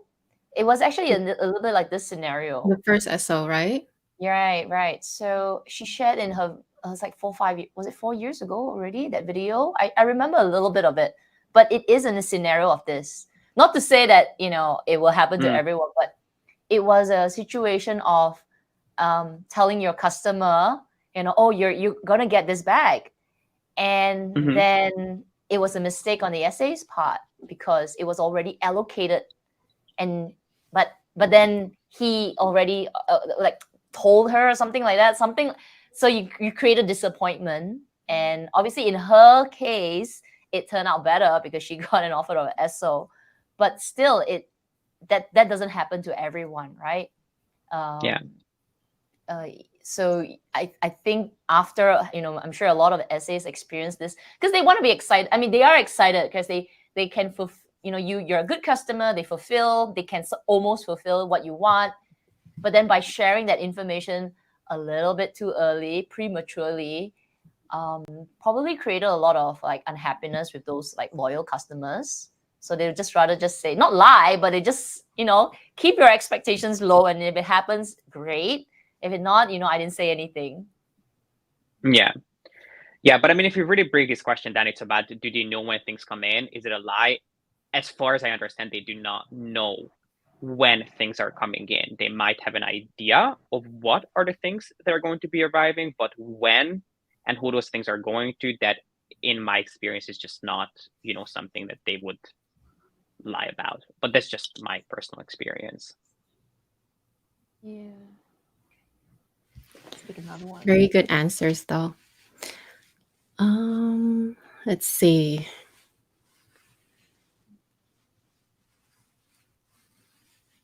Which one should we do? How about... There's so many. 17. How about 17? That's interesting. So, any Okay. let up in the pursuit of Hermes collection? Is it a case of once Hermes, always Hermes? Or do you see your age passion tapering off or coming to any halt someday? What other brands are you eyeing? Mm-hmm. Great question. Yeah, great question. Like, I definitely see myself buying less Hermes, less popular Hermes pieces, I would say, than I used to. But that's mainly because, you know, I've been buying Hermes for a really long time. And again, it's not because I have everything from Hermes, far from that. But I'm very content with the Hermes pieces that I already own, and I feel like they haven't had any revolutionary innovations. I feel like they, as most brands, have been doing the same thing over and over again. And across the board, I'm just buying less. I'm not as inspired. I don't feel like I need as much. I'm much more happy with things that I already have. So across the board, I am not buying as much. But in terms of other brands that I'm looking into, there are some brands that I'm really excited about this year. Like I've been buying a lot more Loro Piana, which is a brand that I have really, really been enjoying. The Row is a brand that I have always loved, which I know is ridiculous because I mean they do plain black t-shirts and plain white shirts, but I am fully in the Row cult. Like they can launch the most basic thing and I'll be all over it, thinking that it's the, you know, the best thing since sliced bread, even if it's not. So I understand that that's kind of a ridiculous thing, but yeah, I definitely think that I am buying much fewer popular pieces from Hermes, and I'm investing in things that are higher quality. So I've been trying to order some runway looks from Hermes for the coming seasons. Just because, as I mentioned, how many more cups and glasses and SLGs can a single person possibly need or want if those are not things that bring me joy? But what has been your experience with buying Hermes? You want to go first, Kat? I think I'm just starting. I've gone, in the beginning was more like, you know, strategic, right? Buying the apparently right things to do to get the bag. But then only in the past maybe year, I have started to buy more clothing. But I agree, like how many small things can I buy, right? So how many cups, which actually I need to buy a new cup because I broke mine. But yeah, how many cups can I buy, right? So how many cups can I buy? Yeah.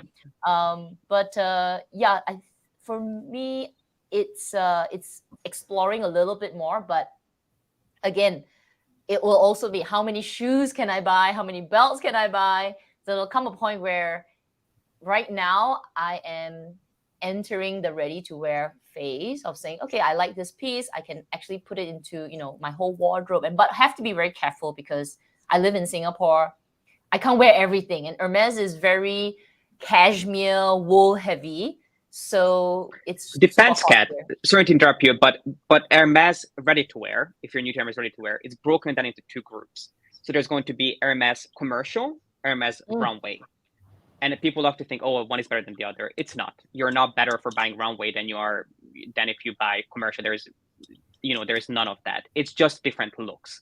So if you are looking for more sporty things, looking into their equestrian line is a great way. They have just launched an incredible yoga collection. I was blown away by it, how beautiful some of their new yoga things are. And then their commercial pieces, which are their printed t-shirts. So in the commercial line, they will do the wool, which might not be for you, but they will do the wool sets every single year with the H embroidered into them. They'll do a cardigan, they'll do a sweater, they'll do a hoodie, they'll do a pair of shorts, and then they'll do a pair of joggers, so that they launch every single season in black, a taupe, orange, and sometimes they will do an off-white. And each season they just get more and more expensive.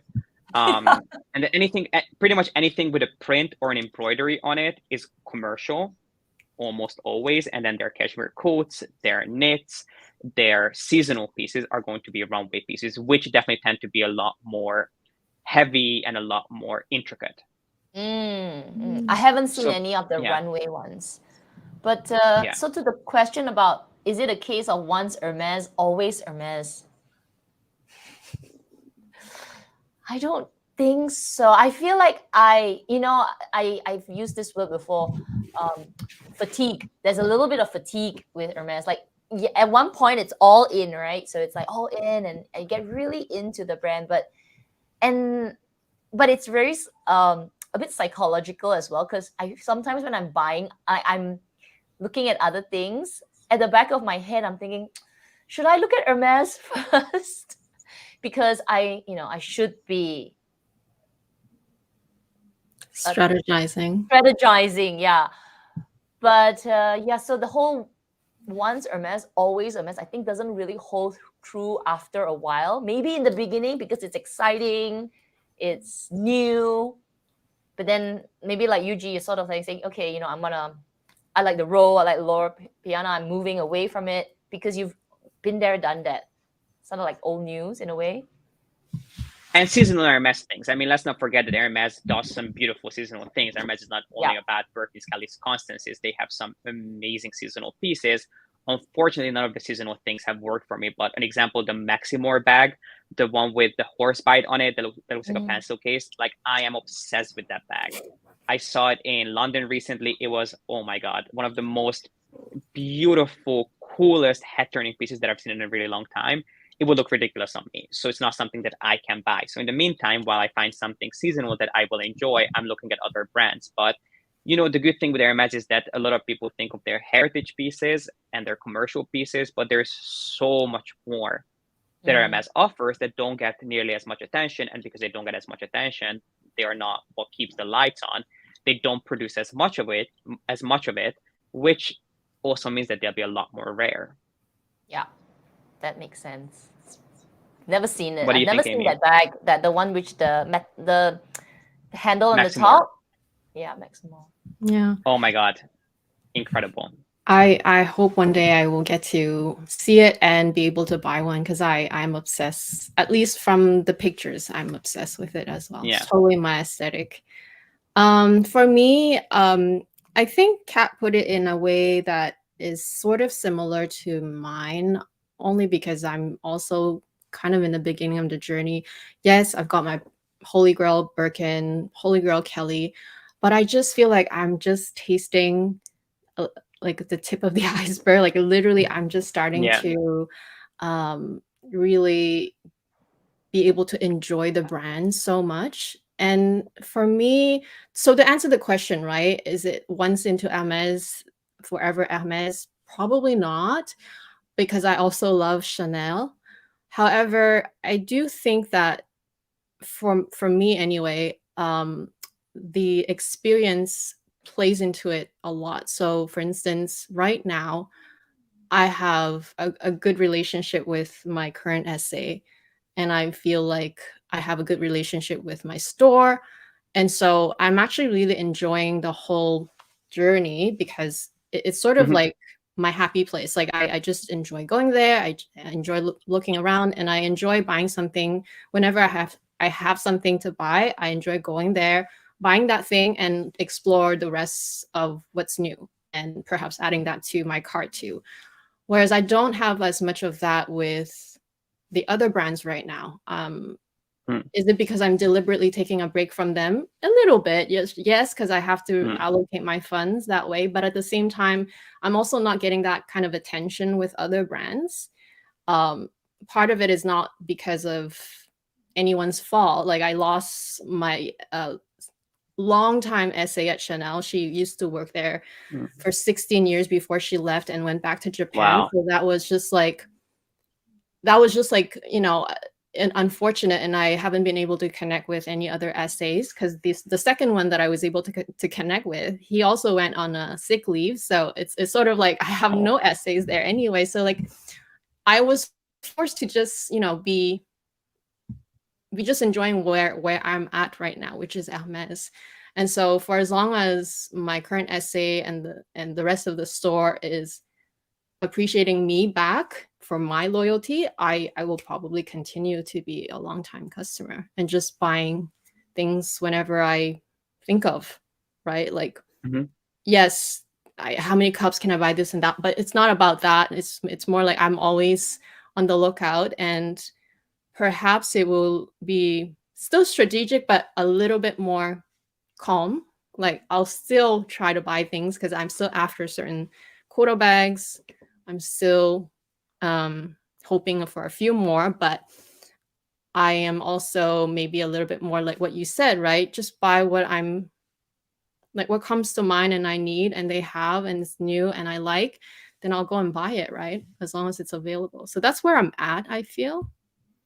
The personal experience. Yeah, but I think that's the way to do it. I don't think there is any point, purely buying things because you want to get a quota bag. I think you should buy things that you genuinely want, because if you're really only there to get a quota bag, you're much better off going to a reliable, reseller or a reliable pre-loved site. That's my opinion. I've never bought a bag from a pre-loved site, but that's because I appreciate Hermes' aesthetic. But if I didn't, I wouldn't be there, just wasting money and wasting time on things that I don't really want, instead of just getting exactly what I want when I want it.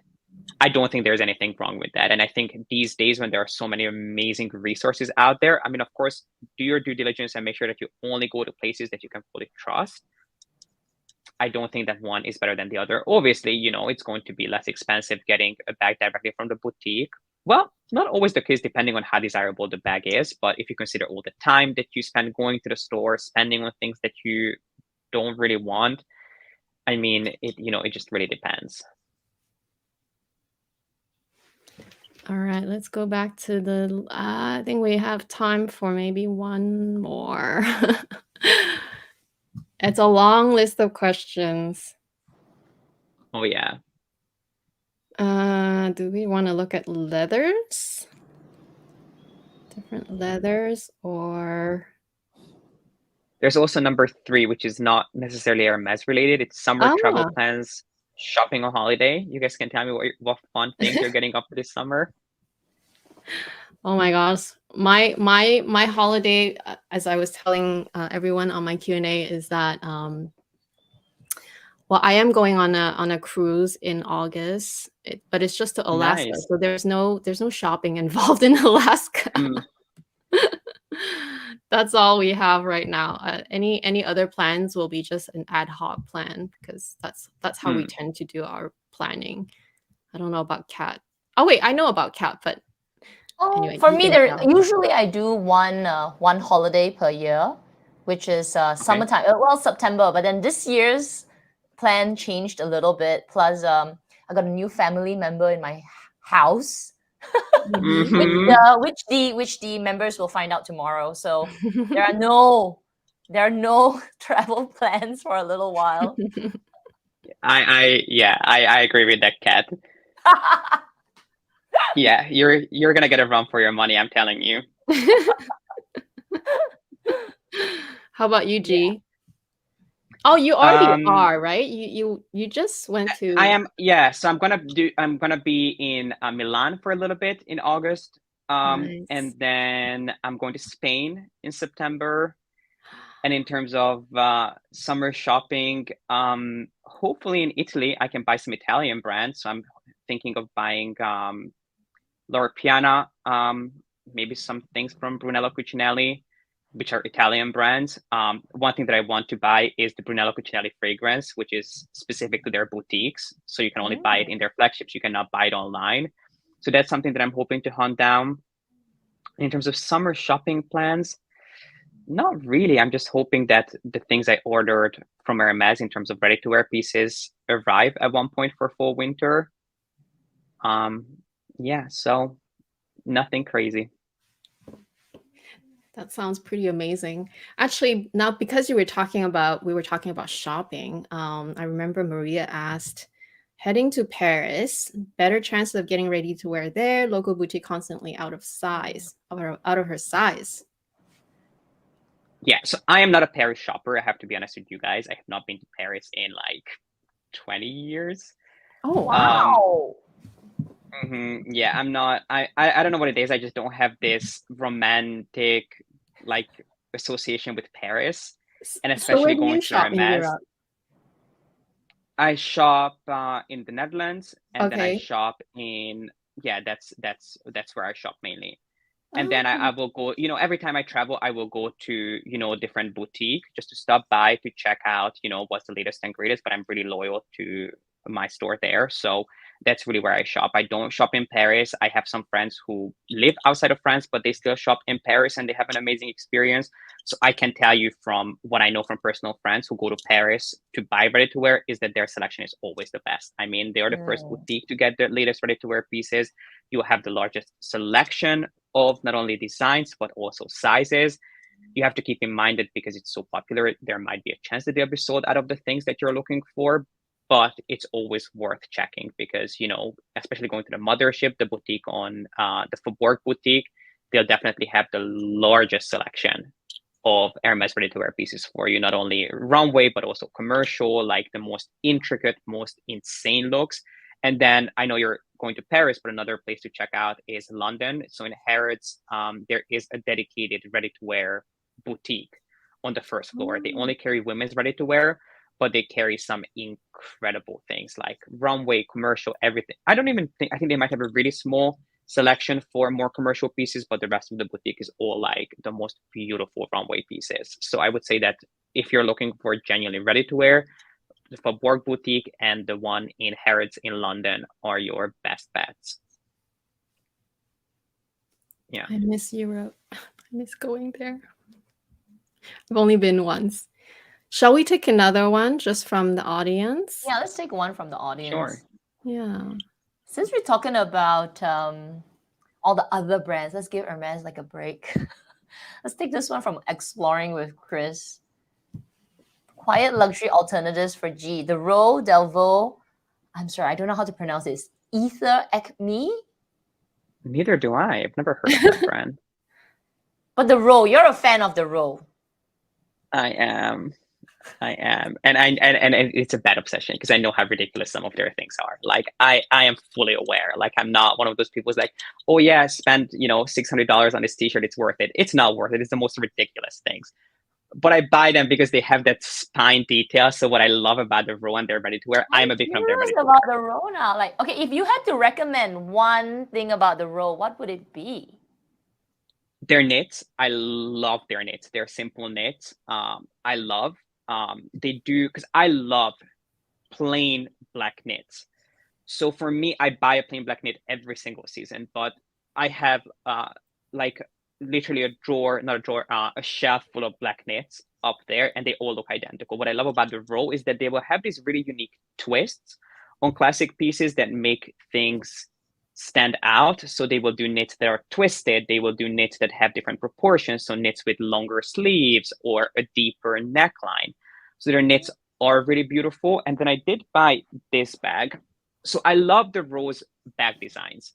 There's this one bag, the Margot, which is a classic bag for them that I have been dying to get my hands on, but I cannot justify buying them because they're quite expensive. Like they are thousands and thousands of dollars in the larger sizes that I'm looking at. But I don't think that the quality is where it should be for the price, or at least it was when I first looked at the Row bags. But then since then, I think there is something changing because when I look at their seasonal bags, the quality gets better and better each season. And I did buy this bag, which is the bag that I'm almost exclusively carrying now. Sorry. Which is the Cara bag, is it called? Something along those lines, which is just a huge oversized tote that has these drawstring details, and I adore this bag. I bought this because I wanted to get the Chanel 22 bag, is that what it's called? Yeah. Yeah, I was looking at that bag, but the quilting, that plastic Chanel spelling, the charm, it was just a little bit too tacky for me. And I was like, I'm looking for a similar shape, a similar idea, something super slouchy, soft, I can throw on my shoulder and take to the gym. And I bought this from the row, and I have been loving it. The quality, the way it's put together, the way it's worn. I mean, this has been shoved into a gym locker on a daily basis. And it is just so soft, so nice. Yeah, I am a big fan of the row. It's definitely not a brand that I own a ton of pieces from. So, I couldn't review every single product line of theirs, but I love their knits. Their shoes, I cannot stand. Their shoes are insanely uncomfortable. Yeah, but their knits would be a really good place to start. Okay, so this I promise this is the last question. I have one for you, G, actually. Can you talk about your favorite and least favorite leathers from Hermes? Just like a quick. Okay. Yeah. So leathers that I really enjoy using, I know it's boring, but I love Epsom. I think Epsom is a great leather. I know it's really often underrated and people don't like it. I think it is for stamped leather, really high quality. There are a lot of brands who do stamped leathers, very similar to Hermès's, but Hermès's stamped leathers, their Epsom, I think it is the nicest one. And when it comes to practicality, how often you can use something, how worry-free it is, I love Epsom.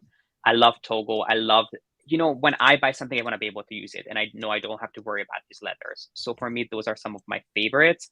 I also love matte alligator. It's not something that I can personally justify using on a regular basis just because it's so incredibly delicate. And I always think, if something happens to this piece that's made of matte alligator, it's not as, stress-free trying to replace it as a similar piece would be in Epsom or Togo. That's always the way I look at it. But I love the look of matte alligator. I love the look of lizard. I don't actually own. Do I have anything in lizard?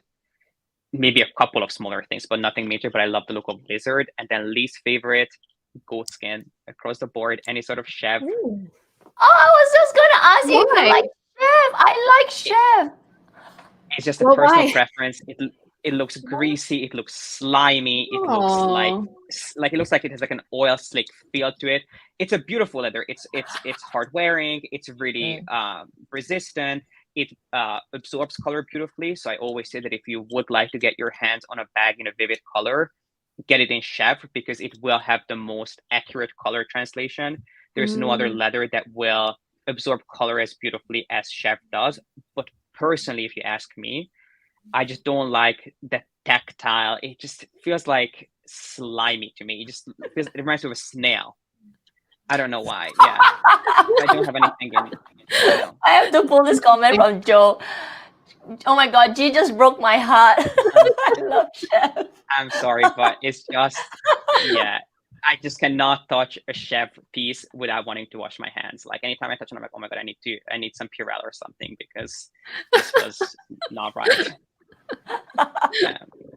And thankfully the pieces that I buy do come in other leathers. I know that, something that a lot of people are going crazy for are the Kelly Elan, the new re-released Kelly Elan clutch bag, which, no, actually that's not true. I was going to say that it only comes in.